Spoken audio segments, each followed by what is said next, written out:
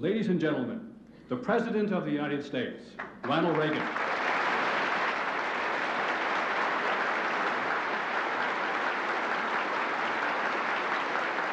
Thank you.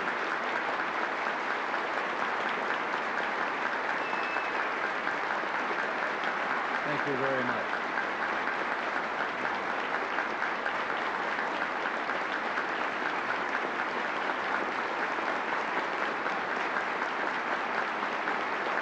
Thank you very much.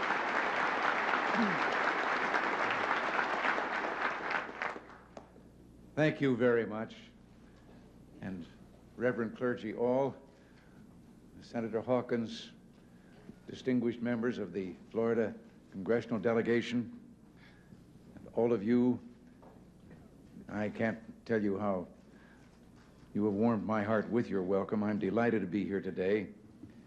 Those of you in the National Association of Evangelicals are known for your spiritual and humanitarian work, and I would be especially remiss if I didn't discharge right now one personal debt of gratitude.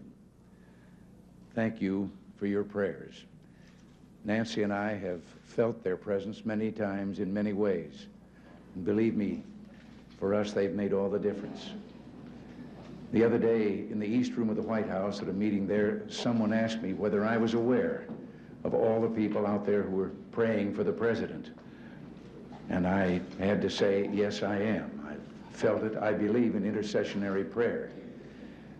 But I couldn't help but say to that questioner after he'd asked the question that, or at least say to them that if sometimes when he was praying he got a busy signal, it was just me in there ahead of him.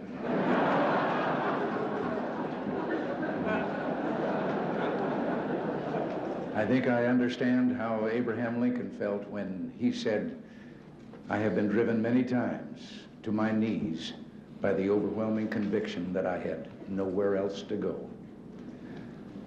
From the joy and the good feeling of this conference, I go to a political reception. Now, I don't know why, but that bit of scheduling reminds me of a story, which I'll share with you. An evangelical minister and a politician arrived at Heaven's Gate one day together. And St. Peter, after doing all the necessary formalities, took them in hand to show them where their quarters would be. And he took them to a small single room with a bed, a chair, and a table, and said this was for the clergyman. And the politician was a little worried about what might be in store for him. And he couldn't believe it then when St. Peter stopped in front of a beautiful mansion with lovely grounds, many servants, and told him that these would be his quarters. And he couldn't help but ask. He said, but wait, there's something wrong. How do I get this mansion while that good and holy man only gets a single room? And St. Peter said, you have to understand how things are up here. We got thousands and thousands of clergy. You're the first politician who ever made it.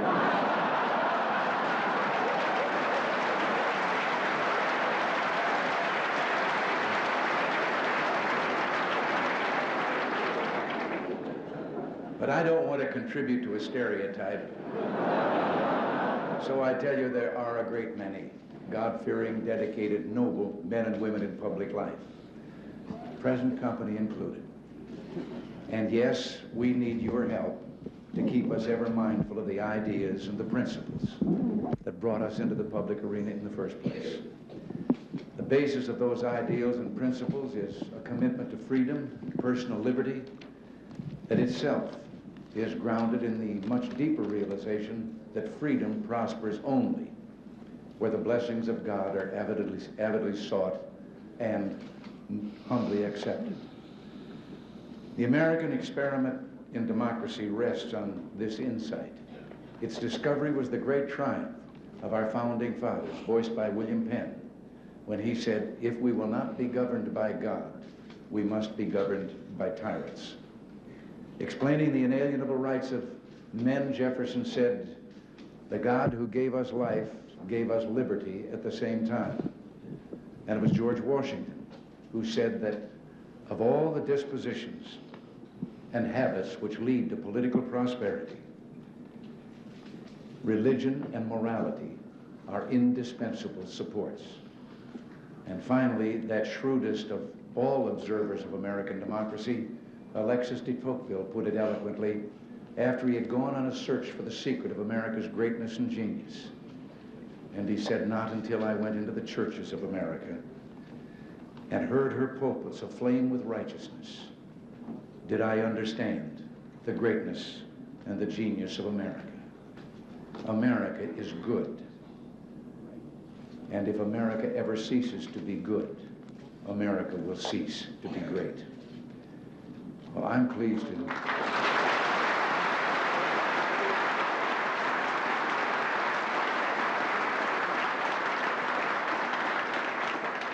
I'm pleased to be here today with you who are keeping America great by keeping her good. Only through your work and prayers, those of millions of others, can we hope to survive this perilous century and keep alive this experiment in liberty, this last best hope of man. I want you to know that this administration is motivated by a political philosophy that sees the greatness of America in you, her people, and in your families, churches, neighborhoods, communities, the institutions that foster and nourish values like concern for others and respect for the rule of law under God. Now, I don't have to tell you that this puts us in opposition to, or at least out of step with, a prevailing attitude of many who have turned to a modern-day secularism, discarding the tried and time-tested values upon which our very civilization is based. No matter how well-intentioned, their value system is radically different from that of most Americans. And while they proclaim that they're freeing us from superstitions of the past, they've taken upon themselves the job of superintending us by government rule and regulation. Sometimes their voices are louder than ours, but they are not yet a majority.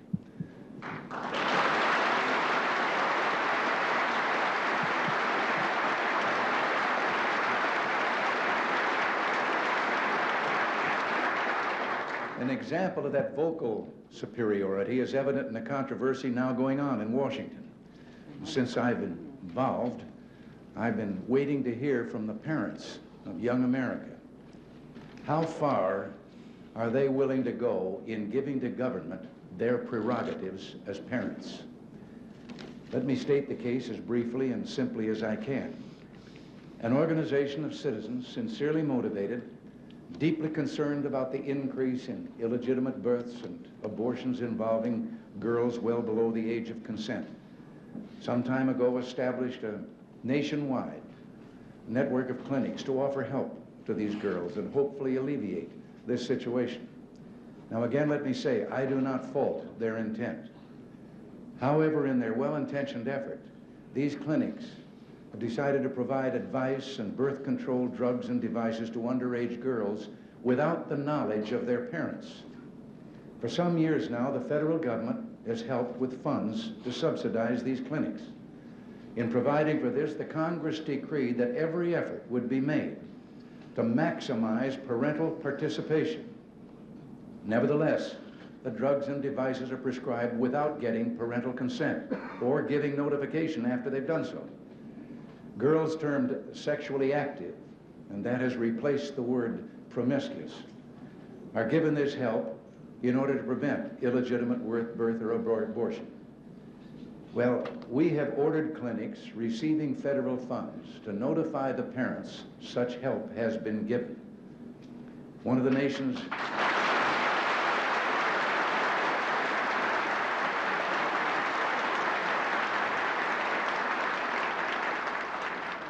nation's leading newspapers has created the term squeal rule in editorializing against us for doing this, and we're being criticized for violating the privacy of young people.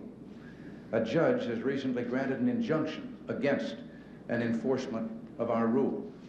I've watched TV panel shows discuss this issue, seen columnists pontificating on our error, but no one seems to mention morality as playing a part in the subject of sex.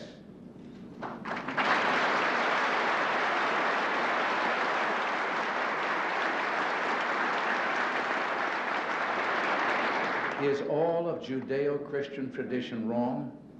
Are we to believe that something so sacred can be looked upon as a purely physical thing with no potential for emotional and psychological harm? And isn't it the parents' right to give counsel and advice to keep their children from making mistakes that may affect their entire lives?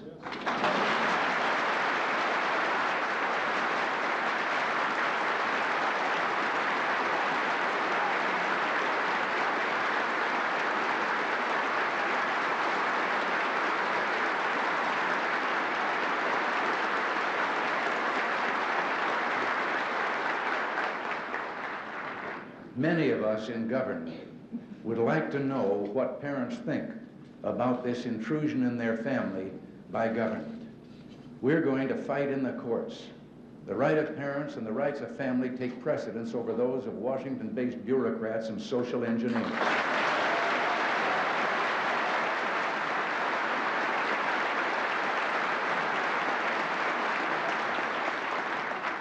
But the fight against parental notification is really only one example of many attempts to water down traditional values and even abrogate the original terms of American democracy. Freedom prospers when religion is vibrant and the rule of law under God is acknowledged.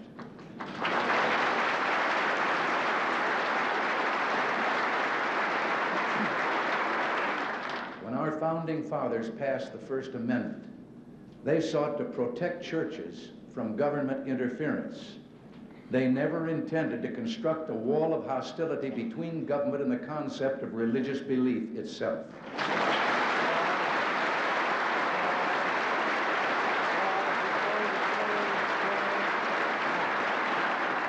The evidence of this permeates our history and our government. The Declaration of Independence mentions the Supreme Being no less than 4 times. In God we trust is engraved on our coinage. The Supreme Court opens its proceedings with a religious invocation, and the members of Congress open their sessions with a prayer. I just happen to believe the school children of the United States are entitled to the same privileges as Supreme Court justices.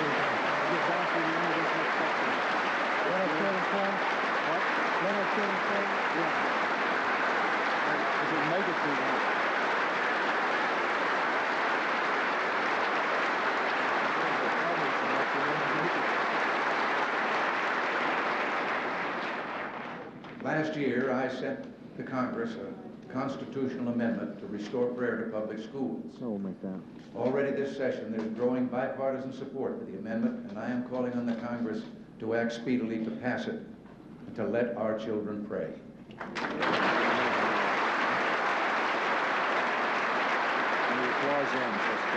Perhaps some of you being held during the student's own time. The First Amendment never intended to require government to discriminate against religious speech.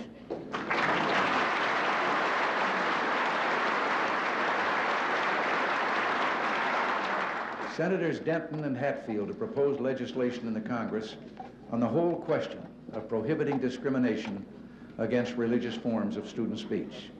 Such legislation could go far to restore freedom of religious speech for public school students. And I hope the Congress considers these bills quickly, and with your help, I think it's possible we could also get the constitutional amendment through the Congress this year.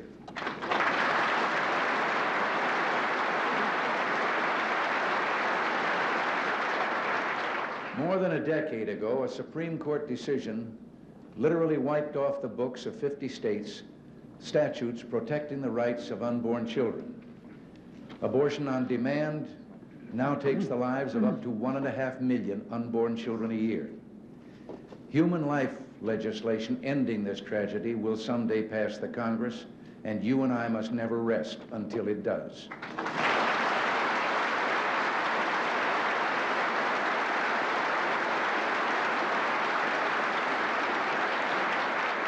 Unless and until it can be proven that the unborn child is not a living entity, then its right to life, liberty, and the pursuit of happiness must be protected.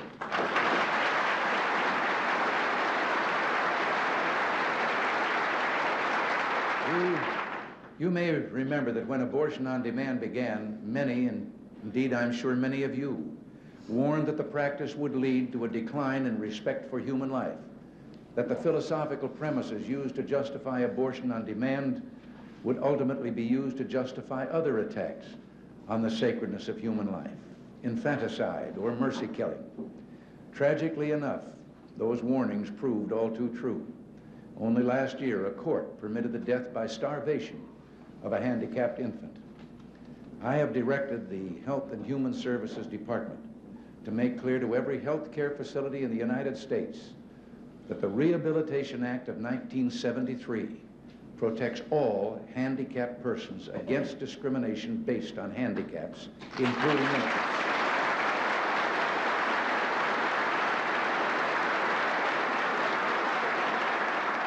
We have taken the further step of requiring that each and every recipient of federal funds who provides health care services to infants must post and keep posted in a conspicuous place a notice stating that discriminatory failure to feed and care for handicapped infants in this facility is prohibited by federal law.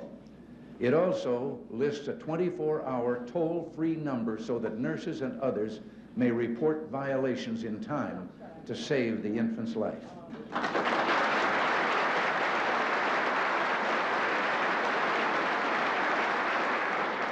In addition, recent legislation introduced in the Congress by Representative Henry Hyde of Illinois not only increases restrictions on publicly financed abortions, it also addresses this whole problem of infanticide.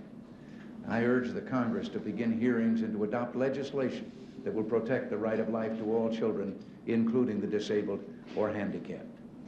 Now, I'm sure that you must get discouraged at times, but you've done better than you know, perhaps. There's a great spiritual awakening in America.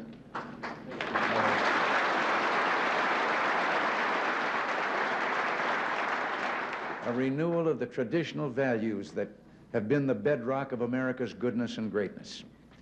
One recent survey by a Washington-based research council concluded that Americans were far more religious than the people of other nations. 95% of those surveyed expressed a belief in God, and a huge majority believed the Ten Commandments had real meaning in their lives. And another study has found that an overwhelming majority of Americans disapprove of adultery, teenage sex, pornography, abortion, and hard drugs. And this same study showed a deep reverence for the importance of family ties and religious belief.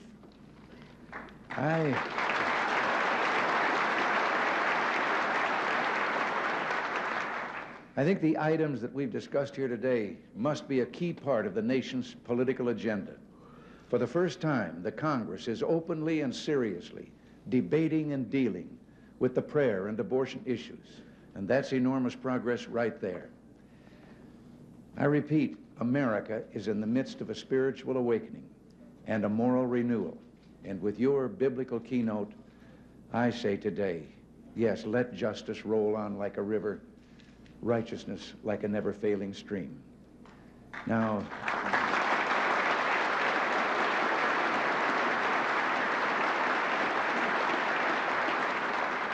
obviously, much of this new political and social consensus I've talked about is based on a positive view of American history, one that takes pride in our country's accomplishments and record. But we must never forget that no government schemes are going to perfect man.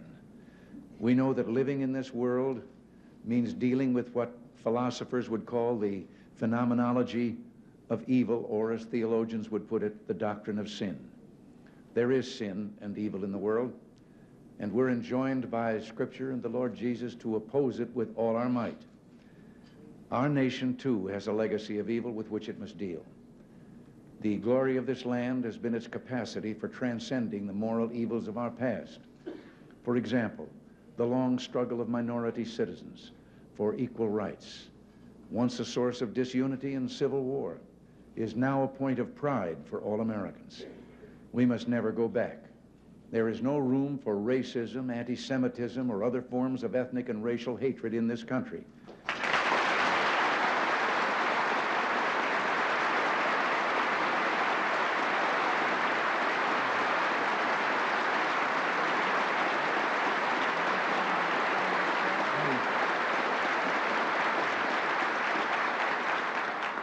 I know that you've been horrified, as have I, by the resurgence of some hate groups preaching bigotry and prejudice. Use the mighty voice of your pulpits and the powerful standing of your churches to denounce and isolate these hate groups in our midst. The commandment given us is clear and simple. Thou shalt love thy neighbor as thyself.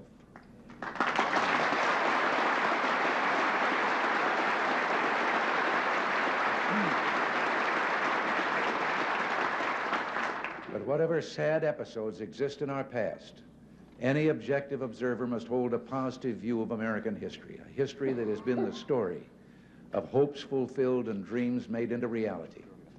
Especially in this century, America has kept alight the torch of freedom, but not just for ourselves, but for millions of others around the world.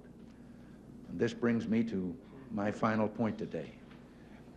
During my first press conference as president, in answer to a direct question, I pointed out that as good Marxist-Leninists, the Soviet leaders have openly and publicly declared that the only morality they recognize is that which will further their cause, which is world revolution.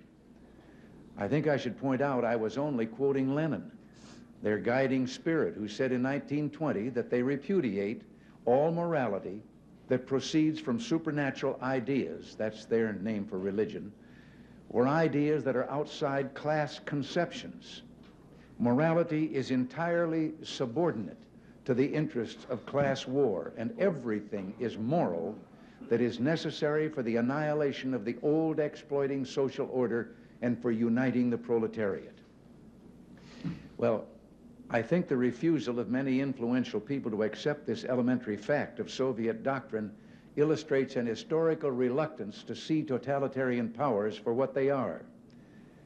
We saw this phenomenon in the 1930s. We see it too often today. This doesn't mean we should isolate ourselves and refuse to seek an understanding with them. I intend to do everything I can to persuade them of our peaceful intent, to remind them that it was the West that refused to use its nuclear monopoly in the 40s and 50s for territorial gain, and which now proposes 50% cut in strategic ballistic missiles and the elimination of an entire class of land-based intermediate range nuclear missiles.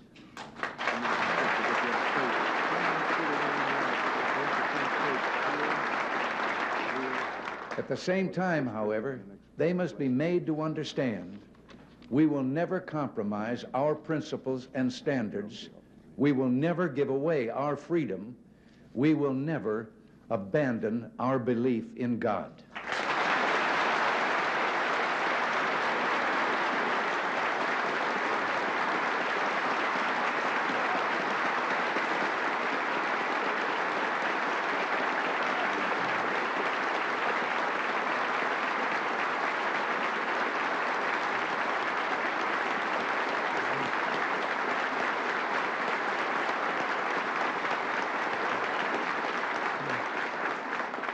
And we will never stop searching for a genuine peace.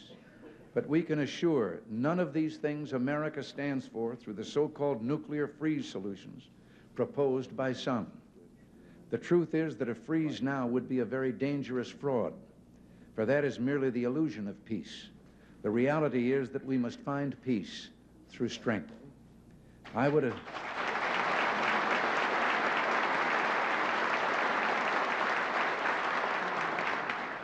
would agree to a freeze if only we could freeze the Soviets' global desires.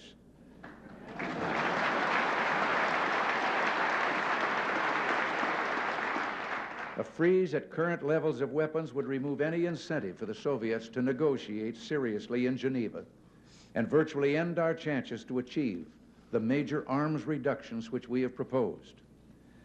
Instead, they would achieve their objectives through the freeze. A freeze would reward the Soviet Union for its enormous and unparalleled military buildup. It would prevent the essential and long overdue modernization of United States and Allied defenses and would leave our aging forces increasingly vulnerable. And an honest freeze would require extensive prior negotiations on the systems and numbers to be limited and on the measures to ensure effective verification and compliance. And the kind of a freeze that has been suggested would be virtually impossible to verify. Such a major effort would divert us completely from our current negotiations on achieving substantial reductions.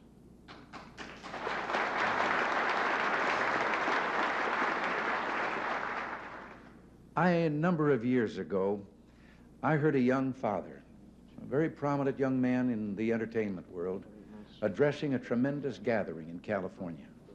It was during the time of the Cold War, and communism and our own way of life were very much on people's minds, and he was speaking to that subject. And suddenly, though, I heard him saying, "I love my little girls more than anything," and I said to myself, "Oh no, don't say that." But I had underestimated him. He went on, "I would rather see my little girls die now, still believing in God, than have them grow up under communism and one day die no longer believing in God."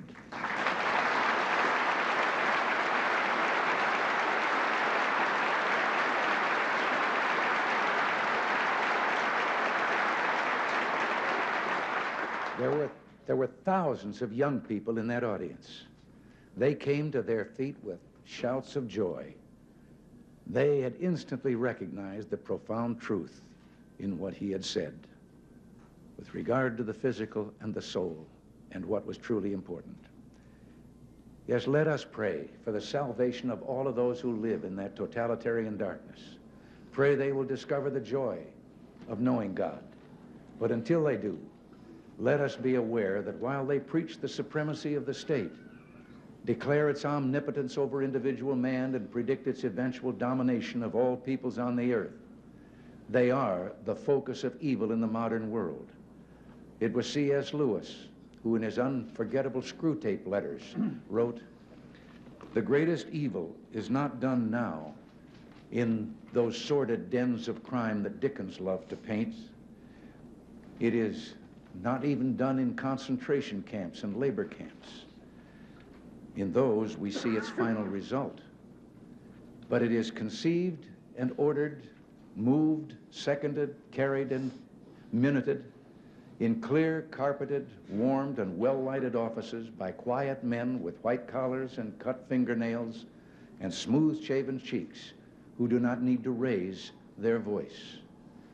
Well, because these quiet men do not raise their voices, because they sometimes speak in soothing tones of brotherhood and peace, because like other dictators before them, they're always making their final territorial demand, some would have us accept them at their word and accommodate ourselves to their aggressive impulses. But if history teaches anything, it teaches that simple-minded appeasement or wishful thinking about our adversaries is folly. It means the betrayal of our past, the squandering of our freedom. So I urge you to speak out against those who would place the United States in a position of military and moral inferiority. You know, I've always believed that old Screwtape reserved his best efforts for those of you in the church. So in your discussions of the nuclear freeze proposals, I urge you to beware the temptation of pride, the temptation of blithely declaring yourselves above it all and label both sides equally at fault, to ignore the facts of history and the aggressive impulses of an evil empire, to simply call the arms race a giant misunderstanding, and thereby remove yourself from the struggle between right and wrong and good and evil. I ask you to resist the